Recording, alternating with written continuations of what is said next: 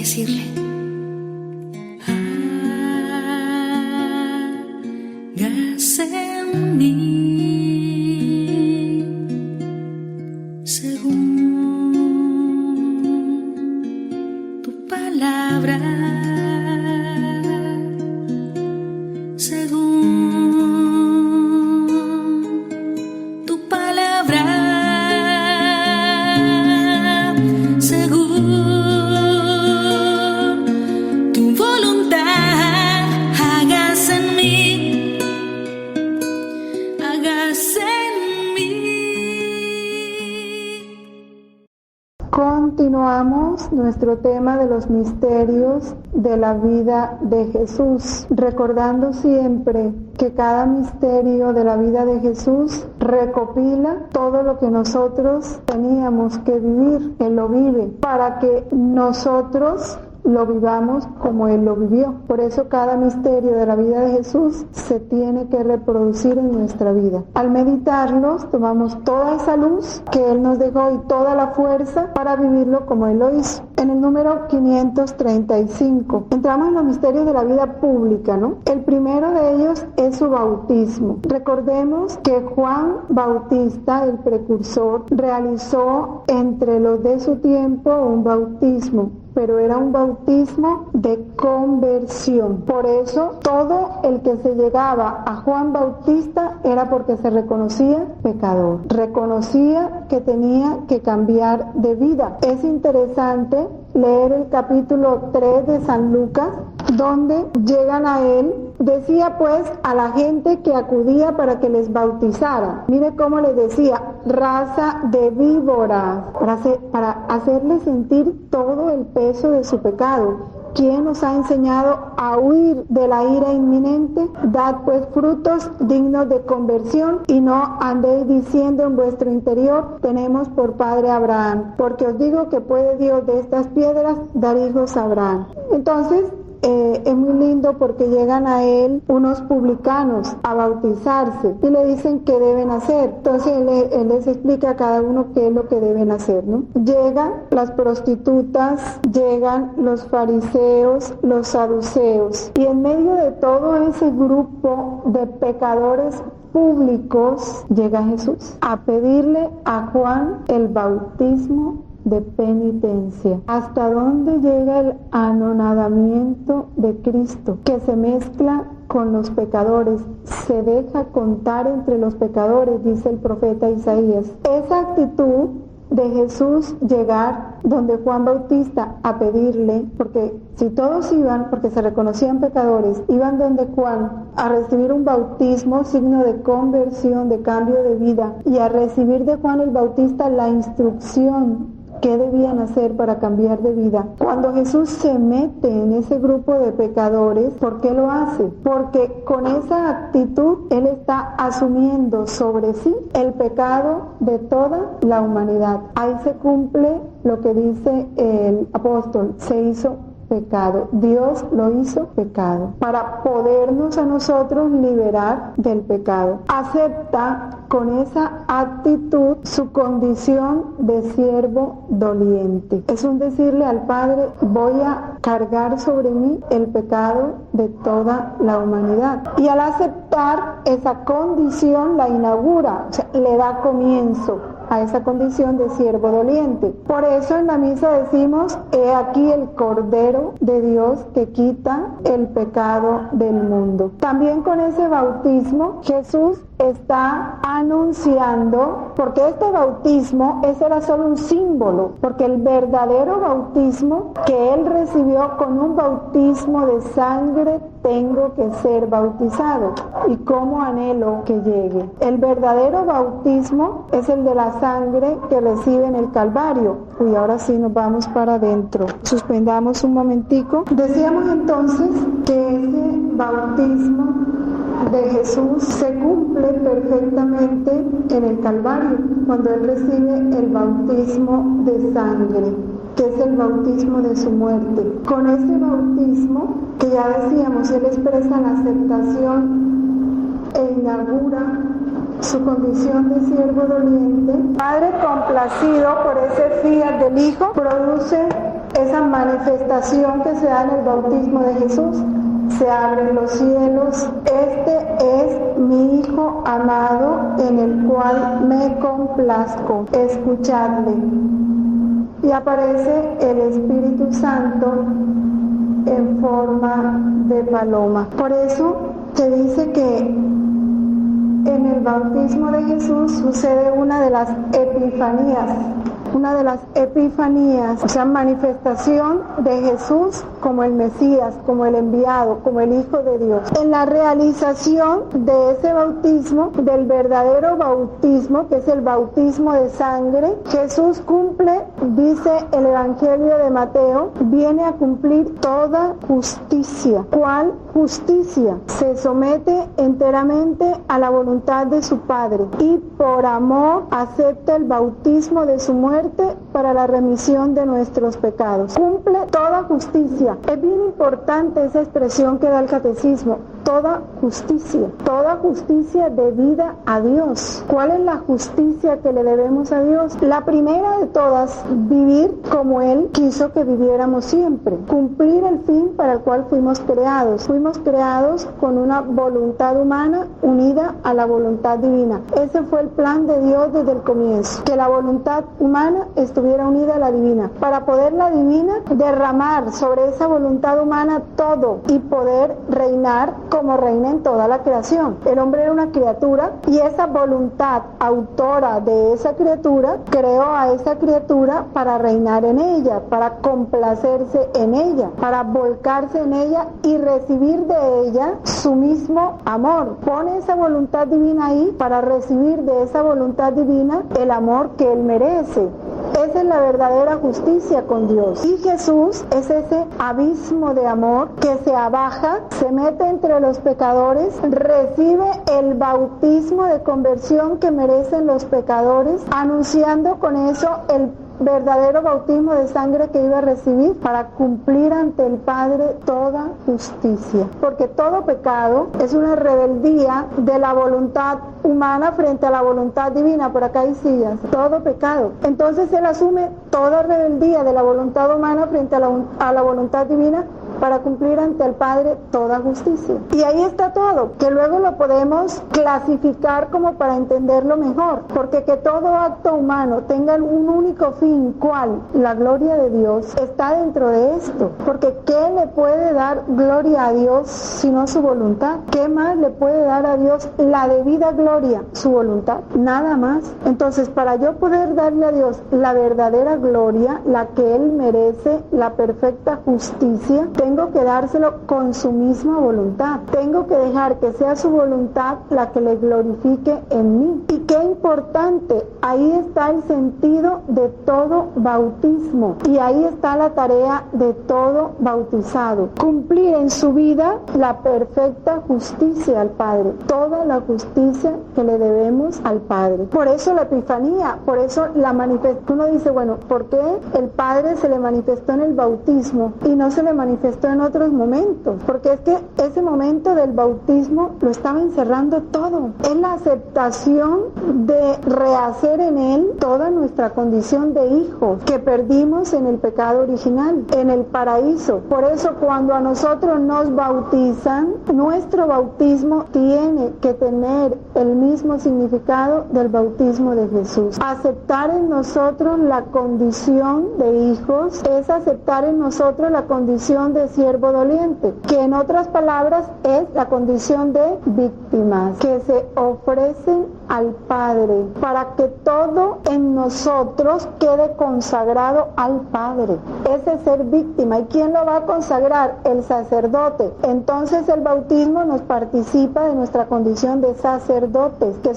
sacerdote es el que consagra a Dios en nombre de todo el pueblo la víctima, la ofrece. O sea, somos víctimas con Cristo, somos sacerdotes con Cristo, porque nos hacemos ofrenda y nosotros mismos ofrecemos esa única víctima al Padre. ¿Cuál es la víctima? La única víctima agradable al Padre es Jesús. Entonces, para yo poder ser verdadera víctima, para que mi bautismo se realice en ese aspecto de víctima, yo tengo que dejar que Jesús se haga en mí ofrenda al Padre. Por eso decimos en la misa, transfórmanos en una ofrenda permanente.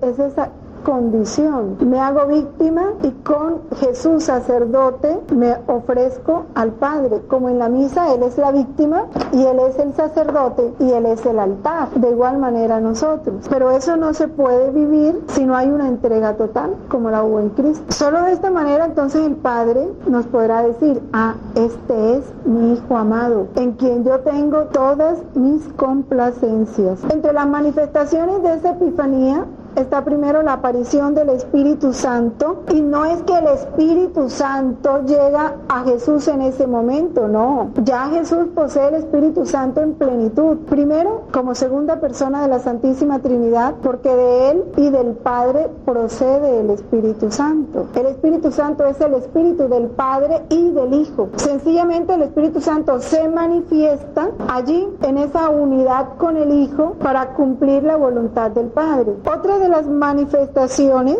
ese Espíritu de Cristo se derramará luego en toda la humanidad cuando cada hombre asuma el mismo bautismo de Jesús. Por eso el bautismo recibimos el Espíritu Santo. Se abren los cielos, dice el Evangelio de Mateo 3, se abrió el cielo. ¿Qué significa ese cielo abierto? Vamos a leer exactamente Mateo 3:16. Una vez bautizado Jesús, salió luego del agua y en esto se abrieron los cielos. Acordémonos que el cielo estaba cerrado. El cielo es ese estado de felicidad, de bienaventuranza que Dios había querido para nosotros, un estado permanente. Dios nos creó para que viviéramos en un estado permanente de felicidad y de bienaventuranza. Dios nos creó para compartir con nosotros su bienaventuranza eterna. Significa eso. Nos creó para hacernos partícipes de su misma felicidad divina. Perdimos ese estado permanente de felicidad y de bienaventuranza en el pecado original. Con el bautismo de Jesús, ese signo de abrirse los cielos, se nos está indicando que con Jesús, el Salvador, el Mesías esperado, se restablece para nosotros ya eso que se había perdido, ¿no? Se nos da ya el derecho a recuperar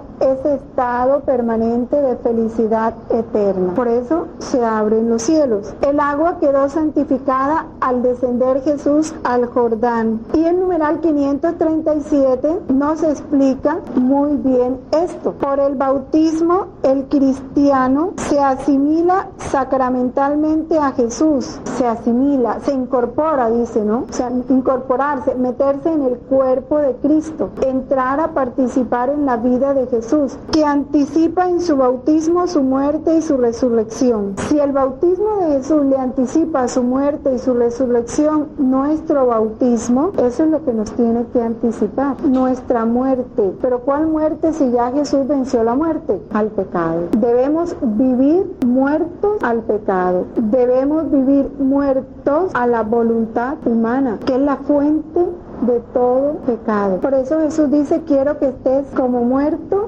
entre mis brazos. ¿Para qué? Porque solo estando muertos, Él puede triunfar en nosotros. Él puede reinar en nosotros. Solo así se puede establecer su triunfo, su victoria en nosotros. Muertos al pecado. Es la única muerte a la que nosotros estamos llamados a sufrir, que ya la sufrimos en el bautismo. Renunciáis a Satanás, renunciáis al mundo y a sus pompas, renunciáis a la carne y a las seducciones de la naturaleza. Ahí estamos muriendo. El tremendo mal es que como nos bautizaron sin darnos cuenta, y lo que sucedió ahí después no nos lo cuentan ni nos lo enseñan, no se hace realidad. Es ahí la gran responsabilidad de conocer el bautismo para poderlo vivir en plenitud. Debe entrar en este misterio el bautizado. ¿Cuál misterio? De rebajamiento humilde, su condición de criatura. Somos nada. De arrepentimiento, descender al agua con Jesús para subir con Él. Renacer del agua y del Espíritu para convertirse en el Hijo amado del Padre. Vivir como hijos. Este esto es vivir como hijos. Vivir dándole al Padre la perfecta justicia, de gratitud, de alabanza, de amor, pero ya con su misma voluntad, en modo divino. Es que solo Dios merece modos divinos. Es lo único que es grato y digno de Dios, lo divino. Lo humano no es digno de Dios. Por eso ya nosotros no debemos querer nada de lo humano en nosotros. Vivir una vida nueva, la verdadera vida. San Gregorio Nacianceno dice: enterrémonos con Cristo por el bautismo para resucitar con Él. Descendamos con Él para ser ascendidos con Él. Ascendamos con Él para ser glorificados con Él. Todo lo que aconteció en Cristo nos enseña que después del baño de agua, el Espíritu Santo desciende sobre nosotros desde lo alto del cielo y que adoptados por la voz del Padre, llegamos a ser hijos de Dios. Lo importante es vivir como hijos, y el hijo vive en un ambiente de confianza, de abandono, de amor con su papá. Eso es vivir como hijo. El volumen 4, en el capítulo 140, nos dice esto: comprendí claramente, dice, ¿quién puede expresar cuántas cosas comprendía dentro de la humanidad santísima? De igual manera nosotros, ¿cuántas cosas comprenderemos si nos metemos? Yo no diría si nos metemos, si reconocemos que estamos dentro de Jesús, que ya estamos dentro. El bautismo nos metió en Jesús. Comprendía que la divinidad dirigía en todo a la humanidad, y puesto que la divinidad en un mismo instante puede hacer cuantos actos quiere en todo el período de la vida, siendo así que en la humanidad de Jesucristo obraba la divinidad, comprendía claramente que Jesús bendito en todo el curso de la vida rehacía por todos en general y por cada uno distintamente todo lo que cada uno está obligado a hacer para con Dios, de modo que adoraba a Dios por cada uno en particular, daba gracias, reparaba, glorificaba por cada uno, alababa, sufría, oraba por cada uno. Y así comprendía yo que todo lo que cada uno debe hacer ha sido ya hecho antes por el corazón de Jesús. Jesús se bautizó por todos nosotros, y en su bautismo rehizo el bautismo de cada uno, y de tantos bautizados que ni llegan a conocer ni a vivir el valor de su bautismo. Pasamos a otro misterio de Cristo, y son las tentaciones de Jesús. Los evangelios hablan de un tiempo de soledad de Jesús en el desierto, inmediatamente después de su bautismo por Juan. Impulsado por el Espíritu al desierto, Jesús permanece allí sin comer durante 40 días. Vive entre los animales y los ángeles le servían. Es como Jesús mostrar con hechos concretos lo que le estaba pasando, porque cuando Él baja a la tierra, ¿cómo estaba viviendo el hombre? Como animales, raza de víboras, como animales. Pero viviendo Él como animales, nunca los ángeles se separaron de Él. Millares y millares de ángeles le acompañaban recogiendo cada uno de sus actos para ofrecérselos al Padre. Lo que sucede en el desierto es el reflejo de la vida pública que Jesús vivió entre animales, y los ángeles le servían. En un desierto, ¿cuál desierto? El desierto en que aún todavía la humanidad lo tiene sometido. Desierto habla de soledad. Si leemos los volúmenes, de cuánta soledad se queja Jesús, y lo que más reclama es nuestra compañía. Dice que su amor y su voluntad está en todo. Todo se ha hecho voz de Él para nosotros, pero no le oímos. Se ha quedado en todo, pero no le vemos. Añora nuestra compañía, y nosotros vivimos envueltos y metidos en tantas cosas que no son Él. Es la soledad en que todavía está sumida esa voluntad divina que quiere darse al hombre, que quiere vivir con el hombre, que quiere estar en el hombre, en esa unidad, en ese matrimonio, porque es que la voluntad divina ha establecido un matrimonio con la voluntad humana para vivir inseparables.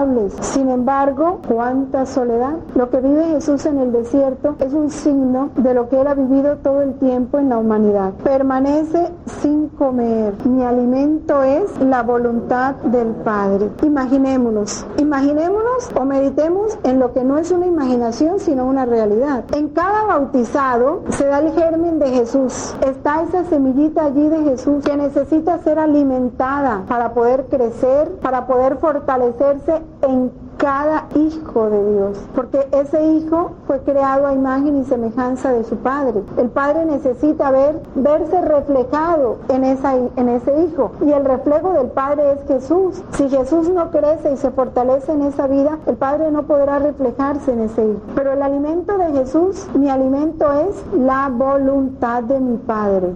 Eso es lo que Jesús come en cada uno de nosotros. Los actos le damos a Jesús ese alimento. Primero no lo elaboramos porque tenemos que prepararlo, y lo preparamos viviendo en la voluntad del Padre. Si no le damos ese alimento, ¿cómo está Jesús? En ayunas. Y en ayunas se mantiene en tantísimas vidas de cristianos, en ayunas, con hambre. Por eso esos 40 días son un símbolo. Al final de este tiempo, Satanás le tienta 3 veces, tratando de poner a prueba su actitud filial hacia Dios. Fíjense, la única tentación, la que envuelve todas las tentaciones, es esta. El espíritu de la mentira, el demonio, siempre busca poner a prueba en el hombre la actitud filial, o sea, su condición de hijo. Es lo que él busca. ¿Cuál es la condición de hijo? Confianza en el Padre, creerle a nuestro papá, tenerle confianza. De esa confianza en su amor, confianza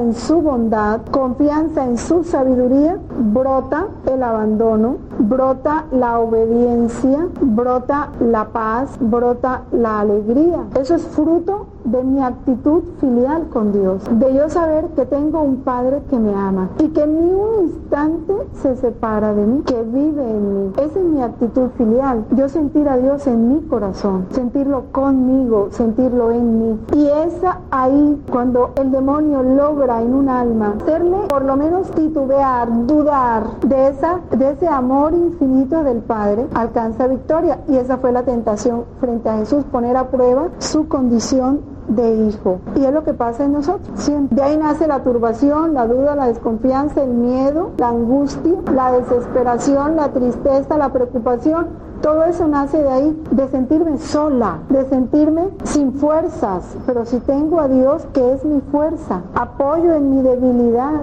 ¿sí? Luz en mi oscuridad. Pero si esas verdades las vivimos, el demonio nunca podrá hacernos, mejor dicho, ni el mínimo ápice de temor. Por eso la turbación le causa a Dios tanta tristeza. Cuando un alma empieza a afanarse, a turbarse, a desconfiar, a sentir miedo, ¿por qué?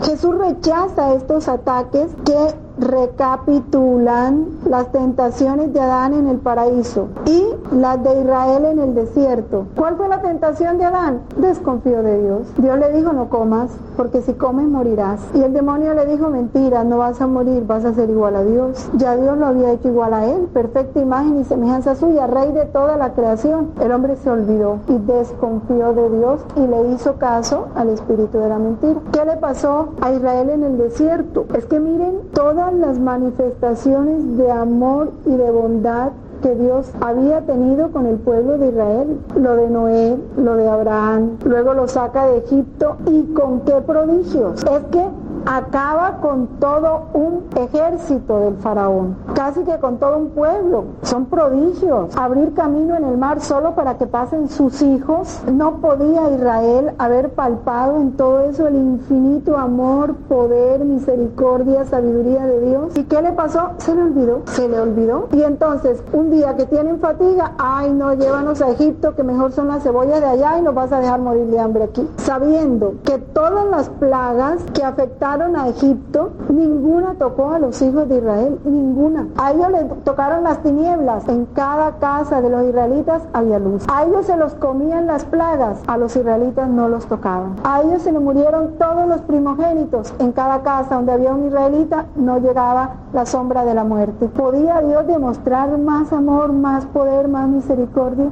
Sin embargo, cuánta desconfianza en ese éxodo hacia la tierra prometida.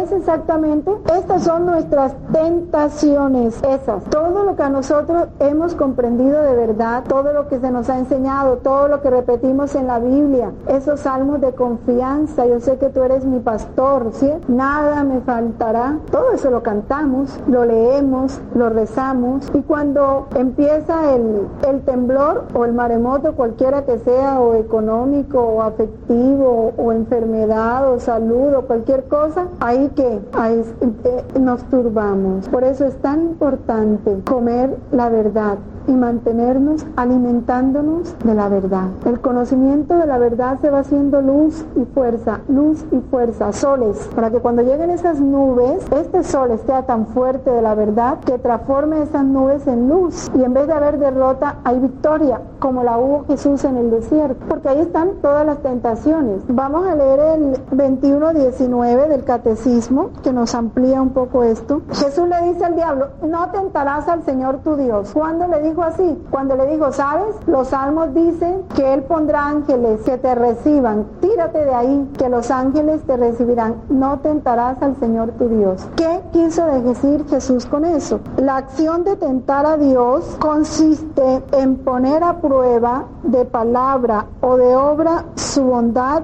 y su omnipotencia. Así es como Satán quería conseguir de Jesús que se arrojara del templo y obligase a Dios mediante este gesto a actuar. Jesús le opone las palabras de Dios: no tentarás al Señor tu Dios. Son del Deuteronomio. El reto que contiene este tentar a Dios lesiona el respeto y la confianza que debemos a nuestro Creador y Señor. Incluye siempre una duda respecto a su amor, su providencia y su poder. Este es el gran peligro de esos centros de sanación, ese institucionalizar la sanación física, porque es tentar a Dios, es querer obligar a Dios, y a veces le dice al enfermo: es que usted no se sana porque usted está en pecado, es que usted no se sana porque usted desconfía, es que usted no se sana. No, es someterse a la voluntad de Dios. ¿Quieres pedirle a Dios la salud? Bueno, pídesela si es su voluntad. No es que a veces nuestras oraciones pueden tentar a Dios. Mira, Señor, si tú me das la salud, yo te prometo que no faltaré a misa ni un domingo. ¿Eso qué es? Eso es querer dominar a Dios y poner a Dios al servicio de mis caprichos o de mis planes. Es tentar a Dios, y eso trae confusión. Poner en duda su bondad y su misericordia es no conocer a Dios. Los evangelistas explican esto. Dice: Jesús es el nuevo Adán que permaneció fiel allí donde el primero sucumbió a la tentación. Jesús cumplió perfectamente la vocación de Israel, al contrario de los que anteriormente provocaron a Dios durante 40 años por el desierto. Fíjense cómo se enojó Dios. Dios les mandó codornices, sí, pero enojado, ¿verdad? ¿Por qué? Por la desconfianza. Si les había dado un maná, pero de nada les tenía contento. Igual somos nosotros. Si llueve, porque llueve, y si no llueve, porque no llueve. Si hace sol, porque hace sol, y si no hace sol, porque no hace sol. Y todo es bien de Dios. El mantenernos en esa certeza de su amor, cualquiera sea la circunstancia que Él ponga en nuestra vida. Cristo se revela como el siervo de Dios totalmente obediente a la voluntad divina. Que la obediencia también se da en los detalles, ¿verdad? Porque si su voluntad ahora es este temporal y esta lluvia, yo debo estar contenta con lo que su voluntad está disponiendo en este momento para nosotros. Si me lamento, ¿qué estoy diciendo? Estoy protestando contra lo que Dios ha dispuesto. O sea, estoy pensando que lo que Dios ha dispuesto no es lo mejor, sino que lo mejor es lo que yo quiero que se haga. Fíjense que de suyo son, aún en los pequeños detalles, nosotros seguimos dejando que el espíritu de la mentira ponga a prueba en nosotros esa filiación divina, esa condición de hijos. Es mi papá, y mi papá ahorita me está dando lo mejor de lo mejor de lo mejor. ¿Qué es eso? Por eso el alma que vive en su voluntad de todo está contenta, pero no en lo grande.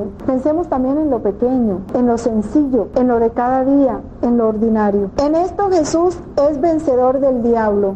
Él ha atado al hombre fuerte para despojarle de lo que se había apropiado. Hasta ese momento el vencedor era el demonio, y Jesús con su obediencia ata a ese que se creía fuerte para despojarlo de lo que se había apropiado de los hijos de Dios. En cada bautismo se da este triunfo, porque se repite lo que Jesús logró para nosotros. La victoria de Jesús en el desierto sobre el tentador es un anticipo de la victoria de la pasión, suprema obediencia de su amor filial al Padre. Suprema obediencia. En el volumen 26 de los últimos que ha salido, no recuerdo el capítulo, pero prometo en la próxima clase dárselos, Jesús dice que los hijos de la divina voluntad, esos que le darán a Jesús un único alimento que es la voluntad de su Padre, serán la derrota definitiva del demonio, porque ellos lo aplastarán con cada acto, se sentarán sobre él y lo aplastarán. Lo único que aplasta y lo derrota definitivamente es la obediencia. obediencia. ¿Y cuánto nos cuesta obedecer? Por eso dice Jesús, el camino más seguro para tú morir, para que se dé esta muerte,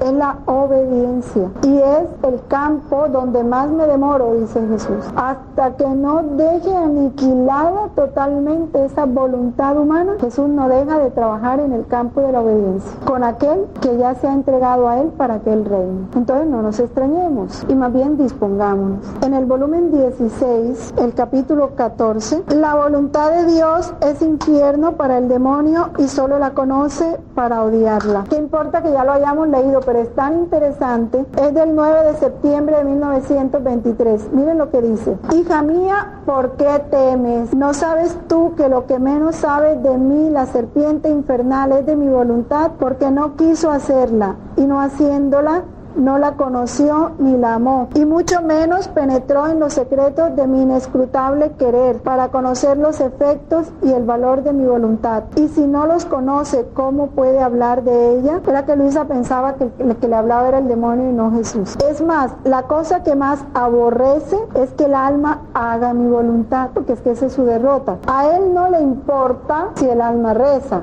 no le importa si se confiesa, si comulga, si hace penitencia o si hace milagros, no le importa. La cosa que más lo daña es que el alma haga mi voluntad, porque él sabe que si el alma hace milagros, ahí se echa cepillo, yo hago milagros. Si está comulgando, puede estar tranquila, no es que yo comulgo todos los días, no es que yo rezo el rosario, no es que yo voy a misa, pero si no se hace la voluntad de Dios, se puede hacer todo eso sin estar viviendo esta voluntad de Dios, porque en cuanto se reveló a mi voluntad, fue creado en él el infierno, su estado infeliz, la rabia que lo corroe. Así que mi voluntad es infierno para él, y cada vez que ve al alma sujeta a mi voluntad para conocer su valor, su santidad, sus efectos, cada que están leyendo ustedes los volúmenes, cada que están meditando una verdad, cada que están oyendo los cassettes, se siente duplicar el infierno, porque ve en el alma crear el paraíso, la felicidad y la paz por él perdidas. Y por cuanto más mi querer es conocido, tanto más queda atormentado y furibundo. Él conoce mi voluntad solo para odiarla, no para amarla, y lo que se odia no lleva nunca la felicidad y la paz. Por eso hace todo lo que pueda por impedir este triunfo de la voluntad de Dios en nosotros, y empieza a turbarnos o a tentarnos por la inconstancia, ¿no? Por eso nada nos detenga. Si no hay ganas, no importa, sin ganas oigan cassette, sin ganas lean volúmenes, sin ganas mediten, no importa. Por eso Jesús dice, cuando estén distraídos en la oración, no se inquieten, no se preocupen, ofrézcanle ese estado a Jesús, siéntanse merecedores de estar distraídos, ofrezcan a Él toda la molestia que están sufriendo en reparación de tantas injusticias y tantas infidelidades, que cuando el demonio vea que ya por ese lado no puede apartarlos de Él, se va derrotado. Nada nos debe apartar de Dios, ni la frialdad más grande, absolutamente nada. La tentación de Jesús manifiesta la manera que tiene de ser Mesías, el Hijo de Dios, o sea, el triunfo, ¿no? ¿Cuál es la condición de ser Mesías? De ser hijo, de ser triunfador sobre el mal, sobre la mentira, en oposición a la que le propone Satanás. Satanás le propone primero satisfacerse su naturaleza. Siente hambre, transforma las piedras en pan, o sea, utiliza tu poder de tu omnipotencia en favor tuyo, el egoísmo, ¿no? No solo de pan vive el hombre. Entonces Jesús inmediatamente pone a Dios por encima de las cosas materiales, por encima de su satisfacción personal. Ahí Jesús cumple el niégate que tenemos que vivir nosotros en todo momento. La segunda tentación le muestra todos los reinos. Todo esto te daré si me adoras. Y le dice Jesús, ¿cómo le contesta?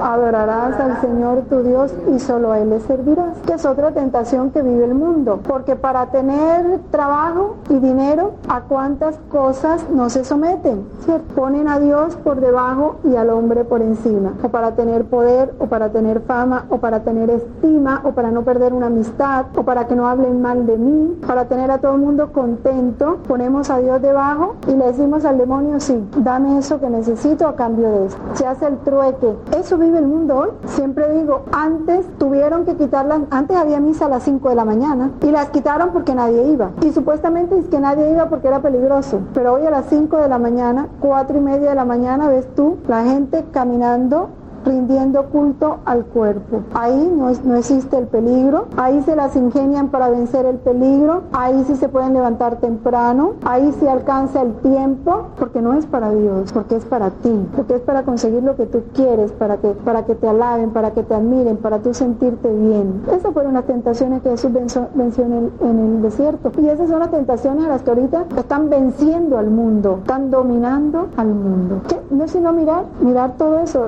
el cambio que se ha hecho con justificaciones, porque para decirle a Dios no, las justificaciones llueven, pero para decirle sí al hombre, todos los ingenios surgen, ¿no? Se las ingenian para superar todo obstáculo, para satisfacer el yo. Y la otra tentación es la de buscar lo extraordinario, amar las cosas extraordinarias, lo que hace ruido, lo que llama la atención, porque Jesús, tírate, y los ángeles vendrán, entonces verán tu poder divino, todo. Esa fue la tentación. Manifiéstate que eres Dios. Y él venía como un Dios oculto. Esa era la voluntad del Padre, que él viniera como un Dios oculto. Su divinidad tenía que mantenerse velada y solo se manifestaba cuando la voluntad del Padre lo determinara. Pero el demonio quería que Jesús lo hiciera en contra de la voluntad del Padre. Y Jesús le dice, no tentarás al Señor tu Dios. Ay, qué bueno que a mí se me apareciera la Virgen. Ay, yo quiero, Señor, ¿por qué no te me apareces? Ay, entonces voy buscando al que dice mensajes deseando que Dios me dé un mensaje a mí. Porque para eso, llegó una vidente. Entonces vamos corriendo a ver tu mensaje, me da la vidente a mí y veo a ver si saco una cita con ella para ver qué me dice de especial. Si ya Dios lo que nos iba a decir nos los ha dicho de muchas maneras. Eso es buscar las cosas extraordinarias. Eso es querer los milagros. Dios hace los milagros cuando quiere y a quien quiere. Lo importante es que nosotros vivamos en la humildad de una fe, de una vida escondida, sencilla, sin cosas extraordinarias. Esa es la vida a la que estamos llamados. Por eso dice, en oposición a lo que le propone Satanás y a lo que los hombres le quieren atribuir. ¿Quién fue ese hombre que le dijo, apártate de mí, Satanás? Pedro. ¿Y cuál fue la tentación de Pedro tan fuerte que Jesús le dijo, apártate de mí, Satanás? O sea, no vio en ese momento a Pedro. En ese momento Jesús vio que Pedro era un instrumento del espíritu de la mentira, que se valió de Pedro. Y Pedro era amado de Jesús. Y Pedro amaba a Jesús. ¿Y qué fue lo que le dijo Pedro a Jesús?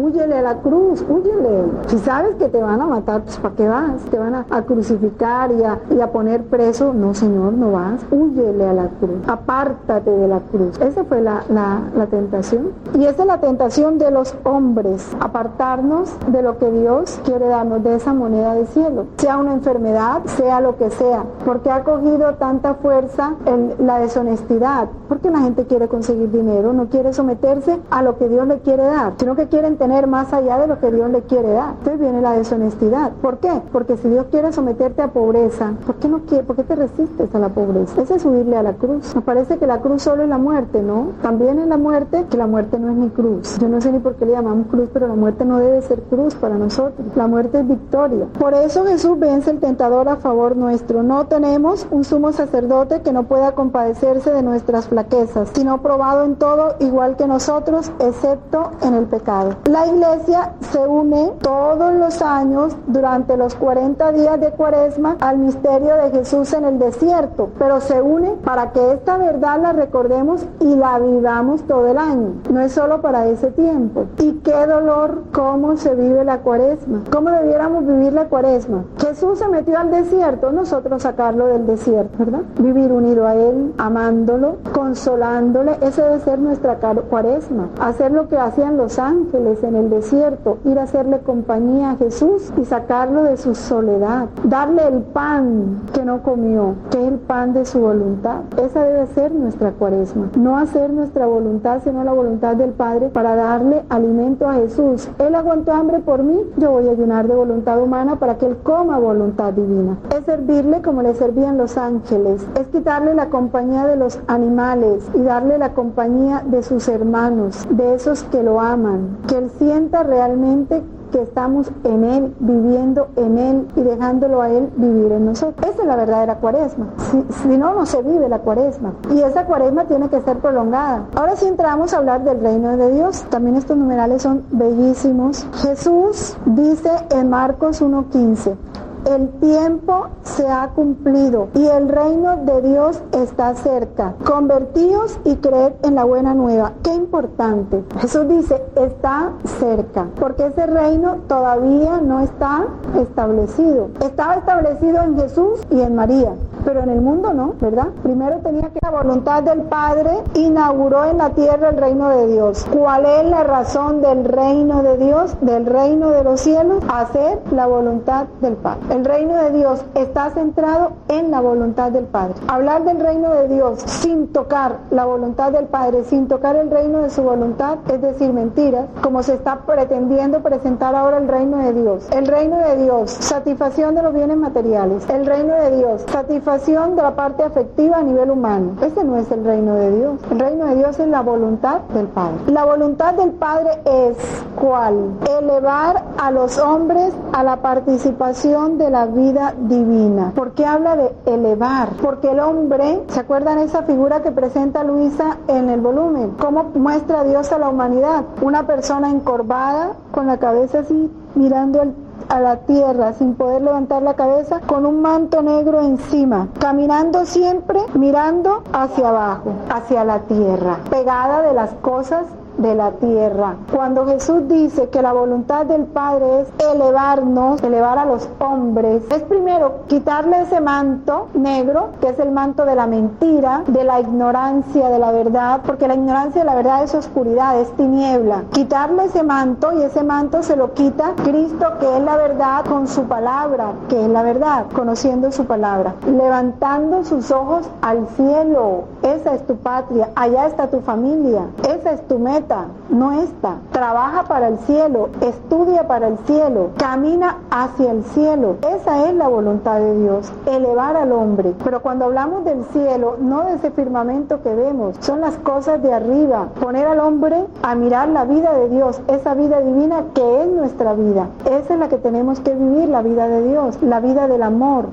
al Padre en el Hijo, que es la vida de la Trinidad. Eso es elevarnos. Lo hace como lo hace el Padre, reuniendo a los hombres en torno a su Hijo Jesucristo. Esta reunión es la iglesia, por eso el bautismo nos incorpora, nos mete en la iglesia, porque la iglesia es el cuerpo de Cristo, no es el templo, no es la parroquia, es el cuerpo de Cristo, porque dolorosamente hay mucha gente metida en la iglesia material que está fuera de la verdadera iglesia, con dolor, pero así es, porque si no está haciendo la voluntad de Dios, estará en la iglesia que es Cristo, puede estar, está dentro de la iglesia material, pero no dentro de la verdadera iglesia. La iglesia, ¿qué es la iglesia sobre la tierra? El germen y el comienzo de este reino. ¿Por qué germen y por qué es comienzo? ¿Por qué no es plenitud? Porque la iglesia camina hacia el reino. En ella está el germen, en ella se nos da el germen, que es la vida divina. Pero la plenitud la alcanzamos cuando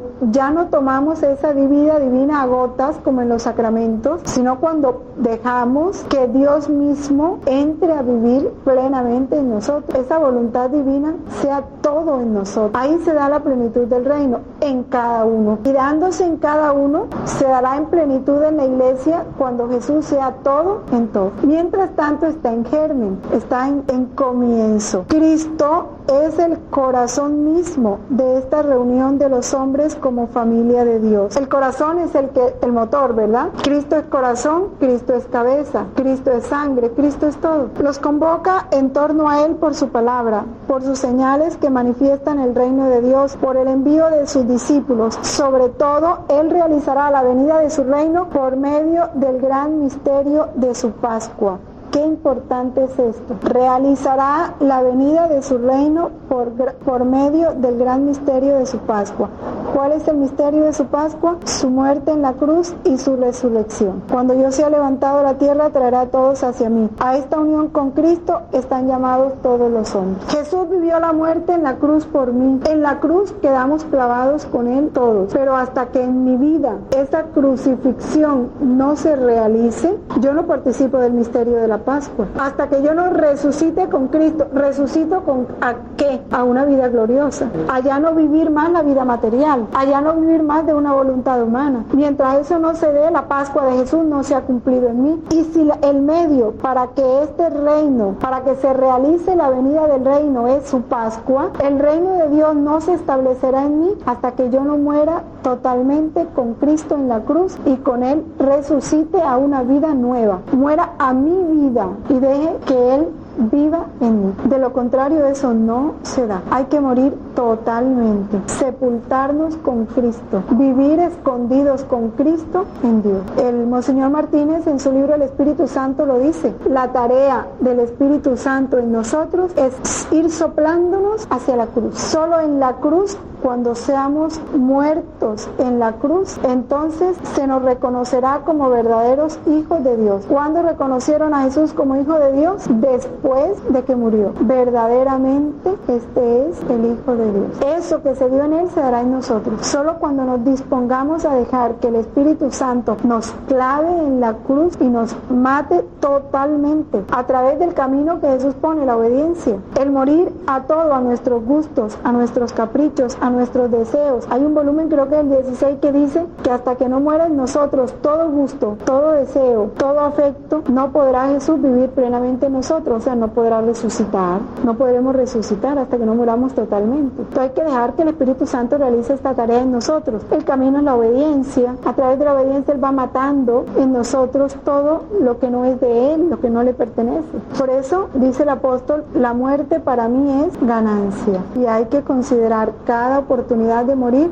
hay que considerarlo una ganancia.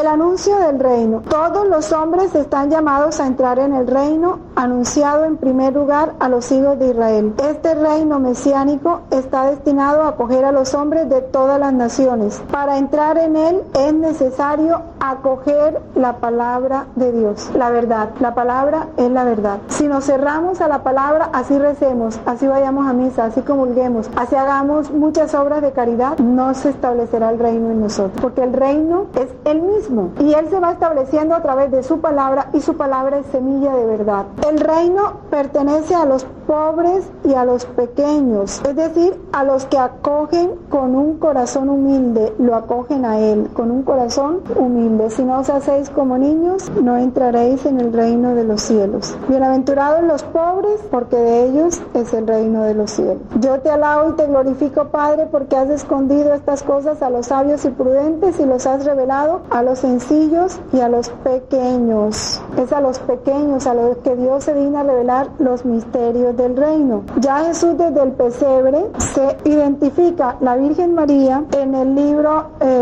La Virgen María en el reino de la divina voluntad, en la página 106, nos explica esto muy bonito y dice: al verse rechazado por los grandes, por los doctos, no se detuvo, no podía detenerse, su amor corría porque quería almas. Se rodeó entonces de pobres, de afligidos, de enfermos, de cojos, de ciegos, de mudos y de otras pobres criaturas oprimidas por tantos males, todos imágenes de los males producidos por la voluntad humana. Puede decir, hija mía, que fueron los pobres pastores lo que, habiendo ido a visitarlo, lo recibieron cuando nació, y ahora son los pobres también quienes lo siguen durante los últimos años de su vida sobre la tierra hasta su muerte. Los pobres, los ignorantes, son más sencillos, menos apegados a sus juicios y por lo tanto los más favorecidos, los más bendecidos y los hijos predilectos de mi amado Hijo. Tanto es así que escogió a unos pobres pescadores para que fueran los apóstoles y las columnas de la nueva iglesia. Por eso, solo el que acepta y entiende el somos nada puede vivir la alegría de decir Dios en mí es, mientras tanto no. Jesús invita a los pecadores al banquete del reino. No he venido a llamar a justos, sino pecadores. Por eso, si yo me siento pecador, mi miseria no me tiene que extrañar ni que turbar. Es que lo normal en mí. Les invita a la conversión, sin la cual no se puede entrar en el reino, pero les muestra palabra y con ello la misericordia sin límites de su Padre. La prueba suprema de este amor a los pecadores será el sacrificio de su propia vida para remisión de los pecados. Esto nos tiene que llenar de una confianza, porque es terrible cuando Dios como que nos pone con lentes de aumento nuestras miserias. Se siente uno, pero terrible, le da asco de uno mismo, pero ahí uno no se puede quedar. Es enseguida recordar, es que tu amor es para los pecadores. Enseguida abismarnos en su amor, porque su amor se siente atraído como un imán muy fuerte hacia los pecadores, porque su amor es misericordioso. Entonces, mientras más mala me veo, más pecadora, soy más merecedora de su amor. Entonces, con más confianza me tengo que ir a Él, porque sé que me abrazará con más ternura, con más bondad. Entonces, podré hacerme más digna de su amor. Por eso ningún pecado puede separarme de Él, ni siquiera hacerme sentir temerosa, tímida, no. Por eso que a Él no le gusta que seamos tímidos. Mientras más malos, más rápido y mejor dicho, más adentro nos tenemos que meter en su corazón, porque lo necesitamos más de su amor, de su fuerza, de todo. Mientras más malos nos veamos, menos tenemos que acobardarnos. El numeral 1846 del Catecismo habla de la misericordia y el pecado. El Evangelio es la revelación en Jesucristo de la misericordia de Dios con los pecadores. El ángel anuncia a José: tú le pondrás por nombre Jesús, porque él salvará a su pueblo de sus pecados. Y en la institución de la Eucaristía, sacramento de la redención, Jesús dice: esta es mi sangre de la alianza, que va a ser derramada por muchos para la remisión de los pecados. Por eso, si yo me siento pecador, nada me debe ofender. Que me dijeron perezosa, sí. Que me dijeron mentirosa, sí. Que me dijeron injusta, sí. Es que soy pecador. Nada de lo humano me es extraño a mí. Por eso el resentimiento, la susceptibilidad, todo eso es fruto de la soberbia, de sentirnos mucha cosa. Entonces me lastimo porque me dijeron malo, pero si esos son, me están diciendo la verdad. Reconocer que me están diciendo la verdad. En el mismo libro de la Virgen, en la página 112, la Madre: quiero hablarte con las penas de mi hijo, de los graves males de tu voluntad humana. Míralo entre mis brazos adoloridos, mira cómo está desfigurado. Es el verdadero retrato de todos los males que la voluntad humana les causa a las pobres criaturas. Y mi querido hijo quiso sufrir tanto para volver a elevar a esta voluntad que se encontraba caída en el abismo de todas las miserias. Cada pena de Jesús y cada uno de mis dolores lo llamaban a resucitar en la voluntad de Dios. Fue tanto nuestro amor que, para poner al seguro a esta voluntad humana, la llenamos de nuestras penas hasta ahogarla y encerrarla en los mares inmensos de mis dolores y los de mi amado Hijo. Hija mía, este día de dolores para tu madre es todo para ti. Por eso, para corresponderme, pon en mis manos tu voluntad, para que la encierre en las llagas sangrantes de Jesús, como la más bella victoria de su pasión y muerte y triunfo de mis intensos dolores. Estas verdades, que son dinero celestial, hay que aprovecharlo cuando nos sintamos débiles ante una pasión, ante un defecto, ante una miseria. Metamos eso ahí. Señor, meto mi impaciencia en tus llagas. Tú ganaste ya por mi impaciencia. Ya tú pagaste. Bueno, ahí te la entrego. Ahora tomo lo que me corresponde. Lo que tú ganaste para mí es lo mío. ¿Sí o no? Mi pecado es de Él, ya lo compró. Lo mío es lo que Él ganó. Entonces yo le pido lo que Él ganó para mí y le entrego lo que le corresponde a Él. Y ahí estoy haciendo un perfecto acto de humildad. Estoy tomando los tesoros que la madre y el hijo ganaron para mí y ya me quedo tranquila. Y no me pongo: ay, pero yo tan impaciente. Ay, Señor, pero yo que quiero ser paciente. No, que lo normal es que soy impaciente. Y ya, ¿verdad? Seguimos amándolo, sin volver a mirar eso que pasó. Seguir amándolo. Tomar las riquezas que ya ellos ganaron para nosotros. Y el último numeral: Jesús llama a entrar en el reino a través de las parábolas, rasgo típico de su enseñanza. Las parábolas son propias del reino de los cielos. Por medio de ellas invita al banquete del reino, pero exige también una elección radical, importantísimo, que yo haga una elección, una opción, una decisión radical por el reino. Y esa decisión radical me exige darlo todo, mi tiempo, poner el reino en primer lugar. Por eso él dice: yo no le doy mi voluntad hasta que no me dé cuenta que el alma está dispuesta a dar su vida por mi voluntad. Hasta que Dios no vea que el alma está dispuesta a poner su voluntad en primer lugar, por encima de esposo, de hijos, de plata, de tiempo, de trabajo, de todo, Dios no entra a actuar. Porque el reino requiere un darlo todo, todo. Es la perla fina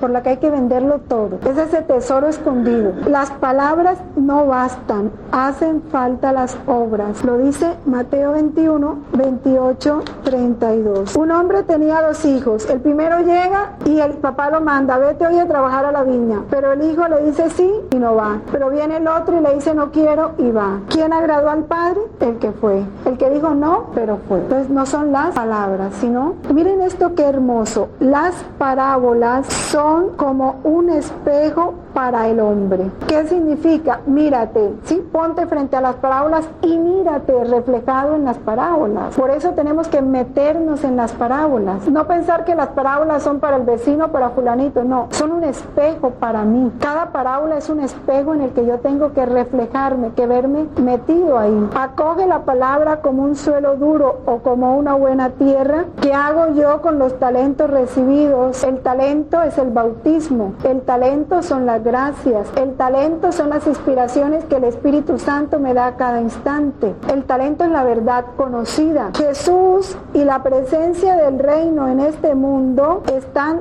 secretamente en el corazón de las parábolas. Las parábolas tienen que ser para nosotros un manjar delicioso, de esos platos que uno quiere comer cada rato. Esas han de ser las parábolas del reino.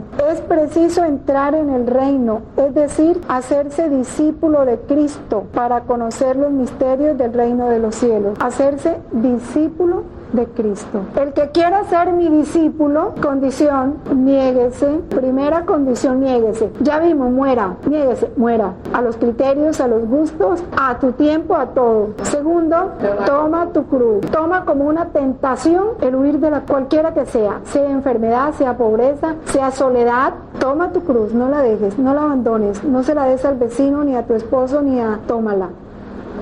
Y sígueme. Entonces, solo así, cumpliendo esas condiciones, podremos conocer los misterios del reino, porque los misterios del reino solo se le dan a conocer a los pequeños y solo los pequeños se hacen discípulos de Jesús. Para los que están fuera, Marcos 4:11, vamos a ver qué nos dice Marcos 4:11. Para los que están fuera, ¿cuáles están fuera? A vosotros se os ha dado a conocer los misterios del reino, pero a los que están fuera, todo se les presenta en parábolas, para que por mucho que miren, no vean, por mucho que oigan, no entiendan, no sean que se conviertan y se les perdone. Es la misericordia infinita de Dios. Eso lo explica él en otro de los volúmenes. Dice, mira, mi palabra es semilla. Si yo veo que un terreno no está dispuesto, yo no tiro la semilla. Si yo veo que un alma no va a apreciar la verdad que va a recibir, yo no se la doy, porque dándosela le doy una responsabilidad que ella no va a saber administrar y la voy a hacer más culpable. Es fruto de la misericordia de Dios. Por eso se lo da en parábolas, para que viendo no vean y oyendo no entiendan, porque luego tendrán que dar cuenta de eso, y como Jesús sabe que no lo van a administrar bien, prefiere no dar, para no hacerlos más culpables. La enseñanza de las parábolas es algo enigmático. Sus misterios solo se le dan a los que se hacen discípulos de Jesús.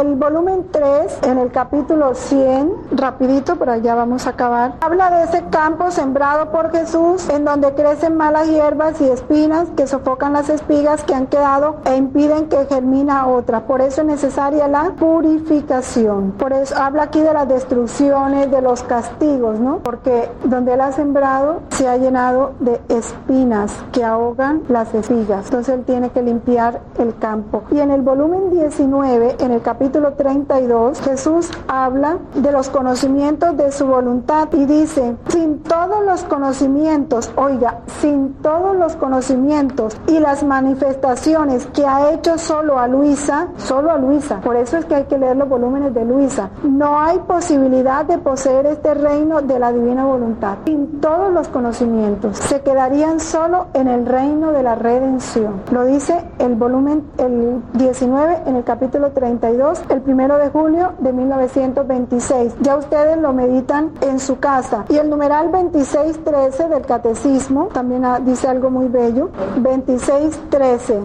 Habla de las parábolas principales del reino de Dios, ¿no? El amigo inoportuno, que la gente dice que cuando lee la parábola del amigo inoportuno piensa que lo que hay que pedir es lo que uno quiere, ¿no? Y dice no, la primera, el amigo inoportuno, al que ora sí, el Padre del cielo le dará todo lo que necesite y sobre todo el Espíritu Santo, que contiene todos los dones, todo lo que necesite, no es lo que quiera, sino lo que necesite. Y solo el Espíritu Santo sabe lo que necesitamos. Por eso hay que pedir al Espíritu Santo para que Él pida en nosotros lo que necesitamos. Entonces lo primero que hay que pedir es el Espíritu Santo, que es el que sabe pedir como nos conviene. La segunda es la viuda inoportuna. Está centrada en una de las cualidades de la oración: orar siempre sin cansarse, con la paciencia de la fe, la certeza de su amor.